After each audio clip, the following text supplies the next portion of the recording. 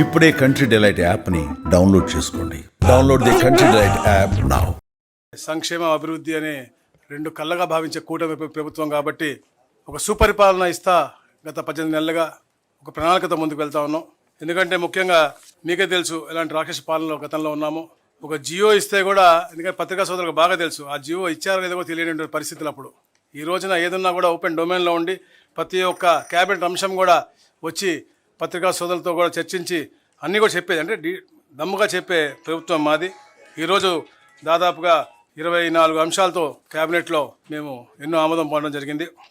Revenue డిపార్ట్మెంట్లో 5, ఎంఐయుడిలో 7, అలాగే social welfare, అలాగే ఇన్వెస్ట్మెంట్స్ మీద అంటే ఎన్నో అభివృద్ధి కార్యక్రమాలు చేయాలి కాబట్టి దుగ్గరాజపట్నంలో షిప్ బిల్డింగ్ ప్లాంట్ కానీ, అలాగే ముఖ్యంగా సాంఘిక సంక్షేమ శాఖలో పేదలకి ఏదైతే ఎన్ఎస్ఎఫ్డిసి లోన్స్ ఇస్తారో వాళ్ళందరికీ కూడా ఉపశమనం కల్పించే విధంగా 41 కోట్ల రూపాయలు వడ్డీ రుణమాఫీ చేయడం కానీ, మరి అలాగే సిఆర్డిఏలో Central Institute of Yoga and న్యాచురోపతికి నూతనంగా భూమి ఇవ్వటం కానీ, అలాగే ఆర్ఎస్ఎస్ గొడవలి విశాఖపట్నంలో మంచి ఆసుపత్రి కట్టడానికి కోసం వాళ్ళకి కూడా భూమి ఇవ్వటం జరిగింది.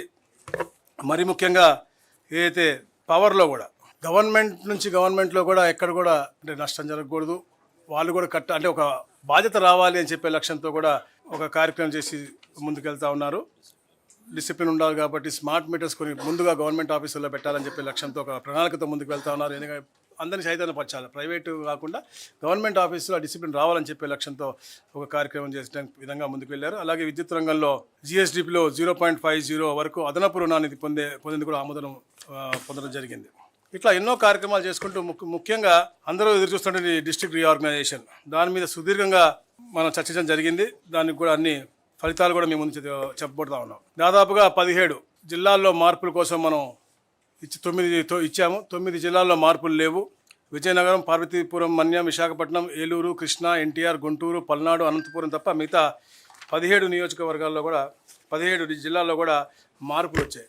ఏదైతే గజెట్ ఇచ్చిన తర్వాత పబ్లిక్ నుంచి వచ్చిన రెస్పాన్స్ బట్టి మనకి ఎక్కడెక్కడైతే మండలాలు మారాలో, ఎక్కడెక్కడైతే డివిజన్స్ కావాలో అవన్నీ కూడా మనం ఏర్పాటు చేయడం జరిగింది. నూతనంగా రంపచోడవరం అంటే పోలవరం రంపచోడవరం, ఎందుకంటే పోలవరం అనేది ఈ రాష్ట్రానికే ఒక మంచి పేరున్నటువంటి మనకంటే మనం పోలవరాన్ని సోమవారంగా పెట్టుకుని మనం గతంలో కూడా చాలా కార్యక్రమాలు చేసాం. ఇది మనకి ఒక నాడి అని చెప్పి, జీవనాడి అని చెప్పి చెప్పుకున్నాం కాబట్టి ఆ పేరు ఉండాలనే లక్ష్యంతో పోలవరం జిల్లాగా ఒకటి ఏర్పాటు చేసి రంపచోడవరం నియోజకవర్గాన్ని దాన్ని అభివృద్ధి చేయాలని చెప్పేసి, అలాగే ఎక్కడైతే పోలవరం విలేజ్ ఉందో దాన్ని కూడా రాబోయే రోజుల్లో అభివృద్ధి చేసి ఆ ప్రాంతానికి కూడా రెవెన్యూ పరంగా కూడా ఒక డివిజన్ ఇవ్వాలని చెప్పేసి కూడా ముఖ్యమంత్రి గారు కాంక్షించారు. అది రాబోయే రోజుల్లో కూడా చేయాలని చెప్పేసి మేము చేస్తూ ఉన్నాం.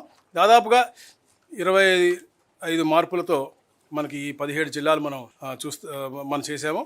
అంటే కొన్ని మండలాల మార్పులు అలా ఉన్నాయి. ముఖ్యంగా అయితే ప్రజలు కాంక్షించారు గూడూరులో నుండి 3 మండలాల్ని నెల్లూరులో తీసుకురావటం. ఎప్పటి నుంచో గూడూరు ప్రజలు నెల్లూరుకి చాలా దగ్గరగా ఉన్నాం, మేము తప్పకుండా అటు వెళ్ళాలని చెప్పేసి వారు కోరారు. అందుకనే కోట, చిలకూరు మండలం, గూడూరు మండలం మనం నెల్లూరుకి తీసుకొస్తా ఉన్నాం. అలాగే కింద ఉన్నటువంటి 2 మండలాన్ని మనం తిరుపతిలో పెడతా ఉన్నాం. దాని ద్వారా ఏమవుతుందంటే దుగ్గరాజపట్నం పోర్టు కిందకు ఉంటుంది తిరుపతి జిల్లాలో, పైకి కృష్ణపట్నం పోర్టు మొత్తం కూడా అటు. ఎందుకంటే ఇంతకుముందు గత ప్రభుత్వం చేసింది ఎక్కడ కూడా ప్రాపర్గా ఆలోచించకుండా, మంచి పరిపాలనా సౌలభ్యం ఉండే విధం ఉండకుండా ఆ కార్యక్రమాలు చేశాయి. అందుకనే ఇవన్నీ కూడా మనకి ఇబ్బంది ఉంటుంది. అలాగే ఏదో రంపచోడవరం ముందు ముఖ్యంగా చెప్పాను నేను, ట్రైబల్స్ వారి యొక్క అభివృద్ధి అనేది ఎక్కడ కూడా కుంట పడకూడదు, అక్కడ మంచి పరిపాలన లక్ష్యంతోనే ఒకే పార్లమెంట్లో 3 జిల్లాలు అయినప్పటికీ కూడా అది తప్పకుండా ఏర్పాటు చేయాల్సిన అవసరం ఉంది అనే లక్ష్యంతోనే ఈ కార్యక్రమం చేపట్టారు. రంపచోడవరం అలాగే ముంపు ప్రాంతంలో ఉన్నటువంటి ఆ మండలాలు కూడా తప్పకుండా చేయాలి, అభివృద్ధి చేయాలి లక్ష్యంగా రంపచోడవరంని ఒక మంచి జిల్లాగా మనం ఈరోజు చేయడం జరిగింది. అలాగే సామర్లకోట మండలాన్ని మనం పెద్దాపురంకి మార్చడం, అంటే కలిపి అటు మండలం మార్చడం. అలాగే ఏదైతే మండపేట ప్రజలు ఎప్పటి నుంచో కాంక్షిస్తూ ఉన్నారు, రాజమండ్రి కూతవేటి దూరంలో ఉంటాం మేము, రాజమండ్రిలో మమ్మల్ని కలపాలి అనేది, అది గతంలో చాలా రిప్రజెంటేటివ్స్ వచ్చినాయి, అవి కూడా చేయడం జరిగింది. అలాగే పెనుగొండ ఏదైతే మనకి వెస్ట్ గోదావరిలో ఉన్నటువంటి పెనుగొండ గ్రామాన్ని వాసవి పెనుగొండగా మార్చాలని చెప్పేసి ఎప్పటి నుంచో కాంక్షిస్తూ ఉన్నారు. ఎందుకంటే అక్కడ వాసవి మాత జన్మస్థలం అని చెప్పేసి వారు కోవటం జరిగింది. ఆ పేరు కూడా మార్పిడి కూడా ఈరోజు కేబినెట్లో ఆమోదం పొందడం జరిగింది. అలాగే ముఖ్యంగా ఈ ప్రాంతానికి వస్తే అద్దంకి నియోజకవర్గం బాపట్ల నుంచి ప్రకాశం జిల్లాలోకి, అలాగే నూతనంగా రెవెన్యూ డివిజన్ ఏర్పాటై దర్శి నియోజకవర్గం మొత్తం కూడా నిన్న అంటే చాలా చూసామని మధ్యలో దొనకొండ అటు వెళ్తుంది, ఇటు మొత్తం దర్శి నియోజకవర్గం కూడా అద్దంకి సబ్ డివిజన్లో ఉండి ప్రకాశం జిల్లాలో ఉండే విధంగా ఏర్పాటైంది. మార్కాపురం, కనిగిరి, ఎర్రగొండపాలెం, అలా గిద్దలూరు కలిపి నూతన జిల్లా ఏదైతే ఎప్పటి నుంచో అందరూ కాంక్షిస్తా ఉన్నారు ప్రాంత ప్రజలు, వాళ్ళందరి కళలు సాకారం అయ్యే విధంగా ఒక అభివృద్ధి చేయబడే విధంగా ఈ యొక్క కార్యక్రమం చేయడం జరిగింది. మార్కాపురం జిల్లా పూర్తి నియోజకవర్గాలు మార్కాపురం, గిద్దలూరు, కనిగిరి, ఎర్రగొండపాలెం, అలాగే ఏదైతే కురిచేడు, దొనకొండ రెండు కూడా మీకు అద్దంకి సబ్ డివిజన్, ప్రకాశం. అంటే డిఫరెంట్ రిప్రజెంటేషన్ మాకు వచ్చినాయి. అన్నీ కూడా మేము డిస్కస్ చేసి ఏది పరిపాలన సౌలభ్యం ఉంది రాబోయే రోజుల్లో అన్ని జిల్లాల దగ్గరికి ఒక నియోజకవర్గం వల్ల వెళ్ళటం అనేది కష్టం అవుతూ ఉంటుంది. ఒక public representative let be MLA or any officer ఇద్దరు జిల్లా కలెక్టర్ దగ్గరికి పోవాలి అంటే ఇబ్బంది అవుతుంది. కాబట్టి ఎంత తక్కువ చేయగలిగామో అంత తక్కువగా మేము జిల్లాల్లో మండలాలు అంటే ఒక నియోజకవర్గాన్ని 2 జిల్లాలు పెట్టలేదన్నమాట. అట్లా తర్వాత ఏదైతే రైల్వే కోడూరు ఉంది, ఎప్పటి నుంచి వాళ్ళు కాంక్షిస్తూ ఉన్నారు తిరుపతిలో రావాలని, వాళ్ళ జీవితాంతం వాళ్ళు కలగంటా ఉన్నారు. అది తిరుపతి జిల్లాలోకి తీసుకురావడం జరిగింది. రాజంపేట ఎప్పటి నుంచో ఉద్యమాల ప్రాంతం, వాళ్ళు ఎప్పుడు కూడా మేము హెడ్ క్వార్టర్ కావాలి లేకపోతే మేము కడపలో ఉంచండి అని చెప్పేసి వాళ్ళు ఎప్పటి నుంచో కోరుతున్నారు. వాళ్ళు రాయచోటి అనేది వాళ్ళు ఎప్పుడు కూడా హెడ్ క్వార్టర్గా వాళ్ళు ఒప్పుకోవట్లేదు. కాబట్టి రాజంపేటను కడపలో తీసుకెళ్లాలని చెప్పేసి ఒక ఆలోచనతో ఈరోజు ఈ క్యాబినెట్ ఆమోదం చేసింది. అలాగే ముఖ్యంగా మదనపల్లి జిల్లాలో ఏర్పాటు చేయాలని చెప్పేసి అందరూ కూడా డిస్కస్ చేశారు. ఏదైతే రాయచోటు ఉందో అది నిజంగా అంటే అది కొంచెం బాధాకరం విషయం. ఎందుకంటే గతంలో చేసినటువంటి పాలకులు ప్రాపర్గా చేయకుండా, ఎందుకంటే సరౌండెడ్ బై కాన్స్టిట్యున్సీస్ని ప్రాపర్గా వాళ్ళు ఇన్వాల్వ్ చేసి రాయచోటిని హెడ్ క్వార్టర్ పెట్టుంటే ఈ ప్రాబ్లం వచ్చేది కాదు. రాజంపేట వాళ్ళు ఎప్పుడు కూడా కడపకు వెళ్తూ ఉంటారు.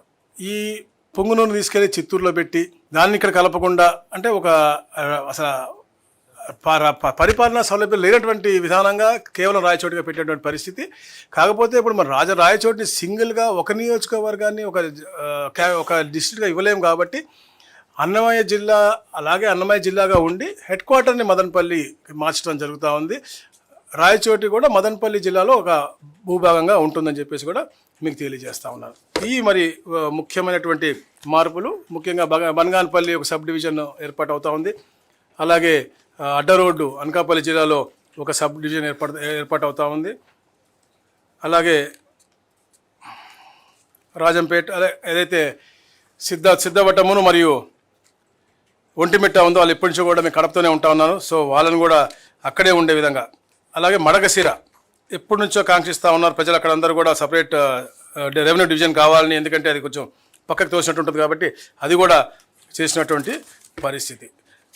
ఈ విధంగా ఈ మార్పులతో నూతనంగా రీఆర్గనైజేషన్స్ అన్నీ కూడా చేసి రేపటికి అది పూర్తవుతూ ఉంటుంది. ఎందుకంటే మేము 27/11 గజెట్ ఇచ్చాం, 27/12 అన్నీ కూడా అబ్జెక్షన్స్ తీసుకుని డిస్కస్ చేయడం జరిగింది. 31 నోటిఫికేషన్ ఇస్తాం. కాబట్టి ఇవన్నీ కూడా 1వ తారీఖు నుంచి ఆచరణలోకి వస్తాయని చెప్పేసి కూడా తెలియజేస్తా ఉన్నాను.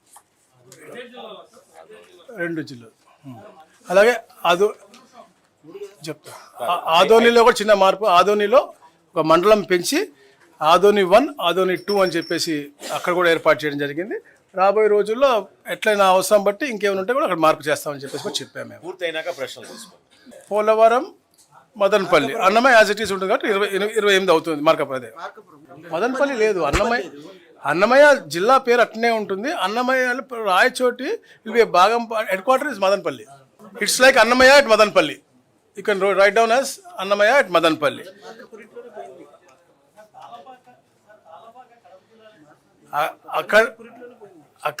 ఇప్పుడు మీరు అలా అంటున్నారు. ఏడుకొండల స్వామి దగ్గర ఉన్నటువంటి వ్యక్తి అన్నమయ్య. మీరు ఒక ప్రాంతానికి ఎందుకు పెడతారండి? రాజంపేట జన్మించాలి అక్కడే అంటే కాదు కదా. బ్రహ్మాండ నాయకుని దగ్గర సేవ చేసినటువంటి వ్యక్తి.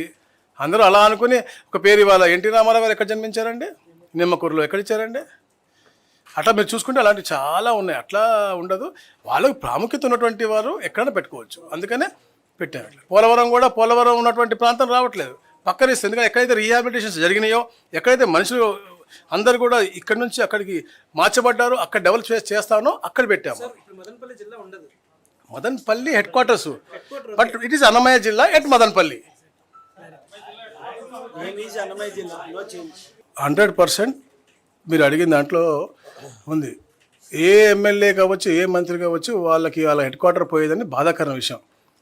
గౌరవ ముఖ్యమంత్రి గారు చాలా డిస్కస్ చేసి చాలా కన్సర్న్తో అక్కడ ఉన్నటువంటి అందరితో కూడా చర్చించి, ఎందుకంటే ఎవరు ఉండట్లేదు కాబట్టి రాజంపేట వాళ్ళు మేము ఉండము, మేము అసేమిరాని గొడవ చేస్తున్నారు, రైల్వే కొడుకు గొడవ చేస్తున్నారు కాబట్టి తప్పనిసరి అందరితో చర్చించిన తర్వాత ఇలాంటి డ్రాస్టిక్ డెసిషన్ తీసుకోవడం వచ్చింది.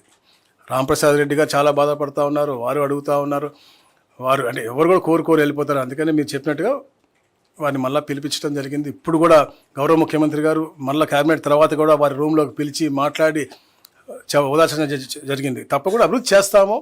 రాయచోటిని ఎప్పుడు లేని విధంగా, ఎందుకంటే వాళ్ళ ఆశ చూపించిన విధానంలో కూడా ప్రాపర్గా లేదు. ఇప్పుడు వద్దు అనుకున్న వాళ్ళతో మనం ఎంతసేపు మాట్లాడగలం, ఎంతసేపు మనం కలిసి జీవించగలం? చుట్టుపక్కల అంటే ఆ రోజు పారదర్శకంగా చేసి ఉంటుంటే ఈ ప్రాబ్లం వచ్చేది కాదు. ఈరోజు వచ్చింది. దానికి ఎఫెక్ట్గా రాంప్రసాద్ రెడ్డి గారికి ఇబ్బందికరమైన వాతావరణం వచ్చింది. తప్పకుండా ఆ ప్రాంతాన్ని అభివృద్ధి పరంగా గౌరవ ముఖ్యమంత్రి గారు ఆశీర్వదిస్తారు. గౌరవ ముఖ్యమంత్రి గారు ఫీల్ అవుతూ ఉన్నారు. నేను చెప్పాను కూడా గతంలో రాయచోటిని అని, వారు కూడా ఫీల్ అవుతూ ఉన్నారు, దాంట్లో డౌట్ లేదు. కానీ ఎవరు కోరుకోవట్లేదు ఉంటానికి రాయచోటితో. రాయచోటి అనేది డిఫరెంట్లీ లొకేటెడ్ ప్లేస్ ఉంది. మేము కడపలో ఉంటామని చెప్పి రాజంపేట వాళ్ళు, రైల్వే కోర్టులో మేము తిరుపతిలో ఉంటామని చెప్పేసి విపరీతంగా అడుగుతూ ఉన్నారు. సో దాన్ని చేయడానికి చేశాను తప్ప వేరేది ఏం లేదు. రాంప్రసాద్ రెడ్డి తప్పకుండా దీన్ని అధిగమిస్తాడు. రాబోయే రోజుల్లో ఆ ప్రాంతాన్ని ఎలా అభివృద్ధి చేయాలో గౌరవ ముఖ్యమంత్రి గారు తప్పకుండా చేసి పెడతారు. వాళ్ళకి మెడికల్ కాలేజ్ కావాలా, లేకపోతే ఇంకేమన్నా కావాలా అనేది చూసి తప్పకుండా చేసి పెడతారు. కేవలం అడ్మినిస్ట్రేటివ్ గ్రౌండ్స్. గతంలో చెప్పా కదా, ఇప్పుడు పుంగనూరు ఇంత ఏ పార్లమెంట్ అండి, దాన్ని తీసుకెళ్ళి చిత్తూరులో ఎందుకు పెట్టారండి? ఆ రోజే పుంగనూరు పెట్టుంటే ఇవన్నీ కలిపి అప్పుడు హెడ్ క్వార్టర్ పెట్టి అభివృద్ధి చేస్తుంటే బాగుండేది. ఎందుకు పెట్టలేదని అట్లా? పుంగనూరు ఇక్కడ తీసుకెళ్ళి చిత్తూరులో అది ప్రాపర్ జియోగ్రఫీగా, టోపోగ్రఫీగా కరెక్టా కాదు కదా. ఇది అన్ని పరంగా అన్ని వర్గాలకి న్యాయం చేసినట్టు ఉంటుంది. రాయచోటికి కూడా యాక్చువల్గా మంచి జరుగుతుంది కదా. హెడ్ క్వార్టర్ పోయింది అనే బాధ అనేది తప్పకుండా ఉంటుంది ఆయనకి కానీ, రాంప్రసాద్ గారికి కానీ.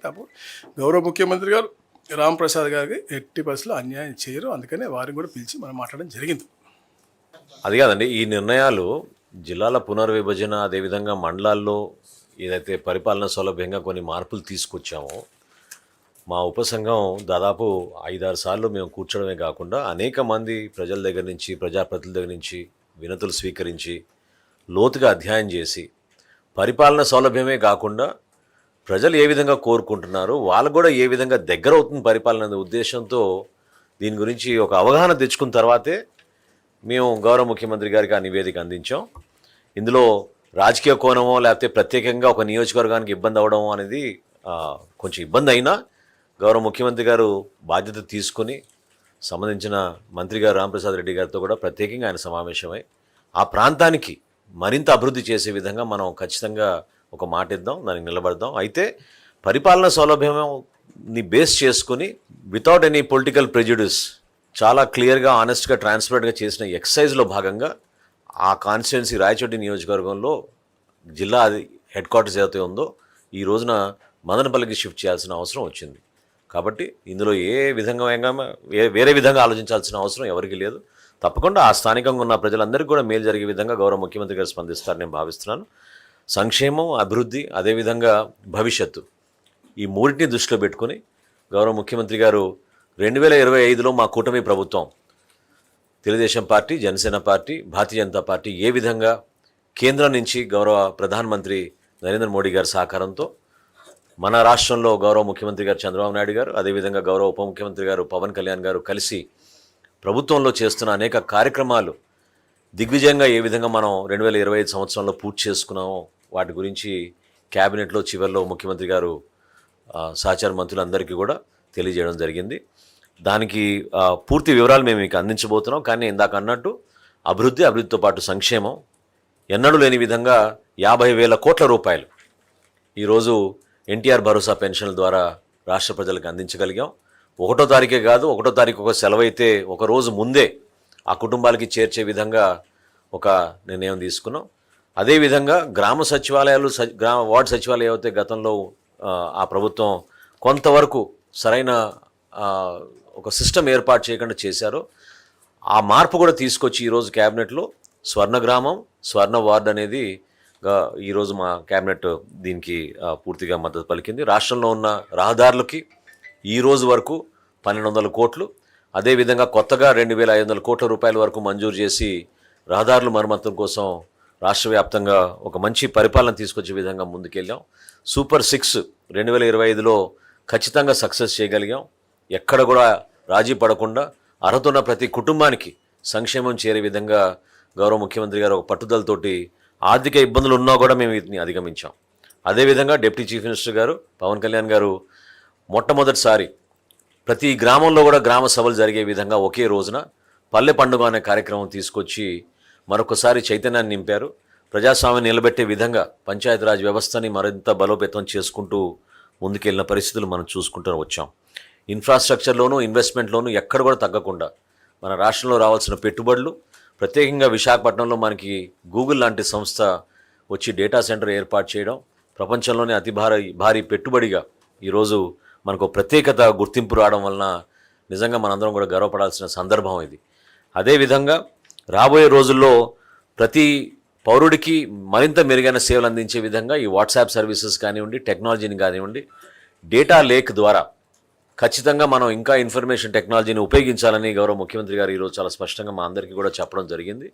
ఐటీ సర్వీసెస్ ఇంకా ఎనేబుల్ చేసి మరింత ఉపాధి కల్పించే విధంగా ఏ విధంగా మెగా డిఎస్సి చేశామో, ఏ విధంగా పోలీస్ కానిస్టేబుల్స్ని రిక్రూట్మెంట్ జరిగిందో వాటిపైన కూడా దృష్టి సారించి తప్పకుండా ఆంధ్రప్రదేశ్లో ఒక మంచి పరిపాలన, రూల్ ఆఫ్ లా ఎస్టాబ్లిష్ చేసే విధంగా లా అండ్ ఆర్డర్ నంబర్ 1 ప్రయారిటీగా మేము తీసుకుని, ఎస్పెషలీ గంజాయి పైన మేము చేసిన యుద్ధం, అదేవిధంగా ఒక చైతన్యం తీసుకురావడానికి మేము చేసిన మార్పులు, వీటన్నిటిని కూడా బేస్ చేసుకుని రాష్ట్ర వ్యాప్తంగా 3 ప్రాంతాలుగా మనం విభజించుకుని, ఒక పక్క విశాఖపట్నం నుంచి పశ్చిమ గోదావరి వరకు మనం ఒక క్లస్టర్గా తీసుకుని ఇండస్ట్రియల్ డెవలప్మెంట్ రావాలి, ఈ 3 సెక్టర్స్లో కూడా రావాలనే ఉద్దేశంతో గౌరవ ముఖ్యమంత్రి గారు ఈరోజు వివరించారు.